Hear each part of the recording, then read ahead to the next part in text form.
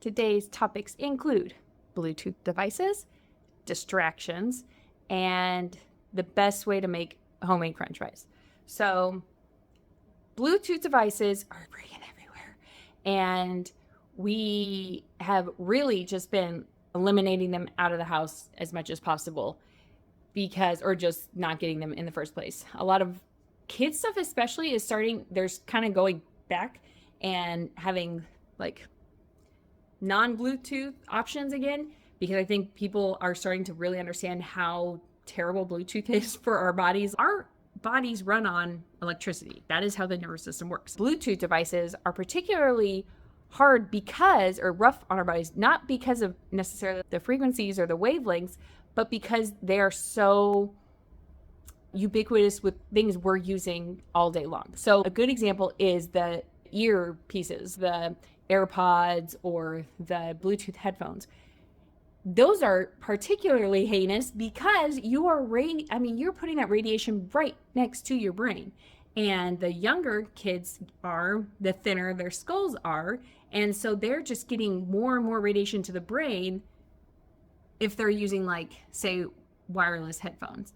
So, of course, you have to be aware of safety as far as, if a kid is young enough they can't understand not to wrap the cord around their neck, we've got to figure something out here. But just eliminating Bluetooth devices as much as possible, people are starting to realize, I don't want to put a microwave right inside my ear, right next to my brain.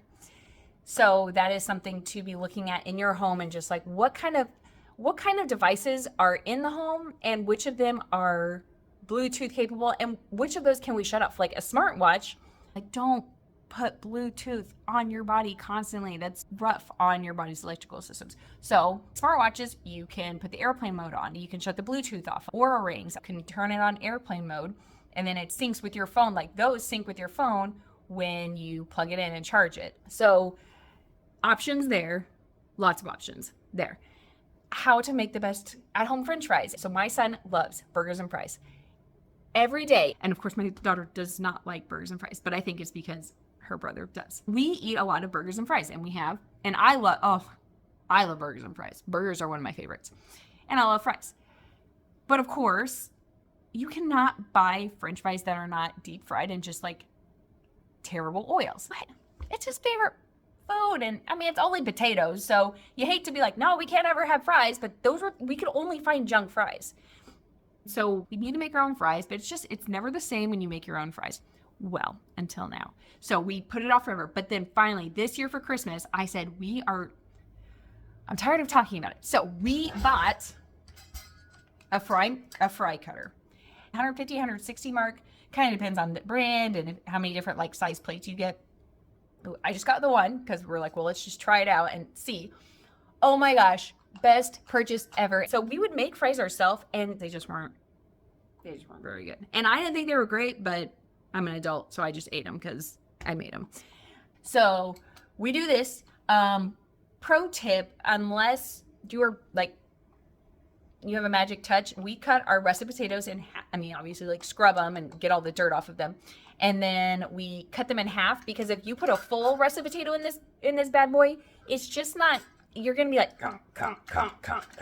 trying to get it through the blade. Save yourself some trouble. Cut the potato in half.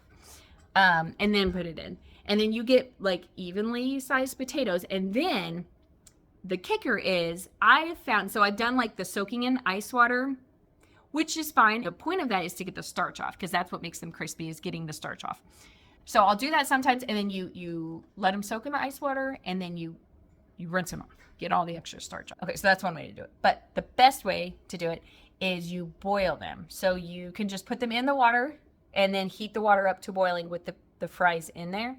And so you boil them until you don't want them to get so cooked that they're going to fall apart. As long as they're a little tough to stick your fork in, that's good. But once they start getting soft, stop. And then you rinse them off really quick. And again, you're getting all the starch off, but then you're stopping them cooking. You want to cool them off so they don't continue to cook and then get too soft, because then when you start tossing them in the oven, they'll fall apart, and it's just kind of a mess. So you bring them to boiling in with the water, and then you rinse them off, and then dry them very good. Every French fry recipe will tell you that. Dry them really good. So I just I just lay them out on a dish towel, and then I like pat, pat, pat, pat, pat, and then I pat again, and I roll them around, and I pat on a bunch. And if you have time to just let them sit out all day, like if you have the forethought, then they can just get nice and dry. And so that's very important. And then if you really want to make them the best, I get the biggest cookie sheet we have, like line, or not line, but the edged cookie sheet. Always use the biggest one. Always use the biggest pan you have, because if you use a smaller one, you're just going to regret it, because there's going to be not enough room for them to spread out.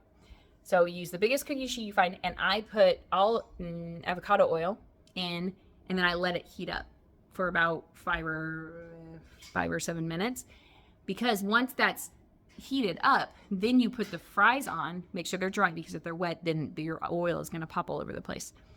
But as long as they're dry fries and super hot oil, then they'll start essentially frying. And we're not afraid of fries because they're fried. We don't like fries because of what they're fried in my home.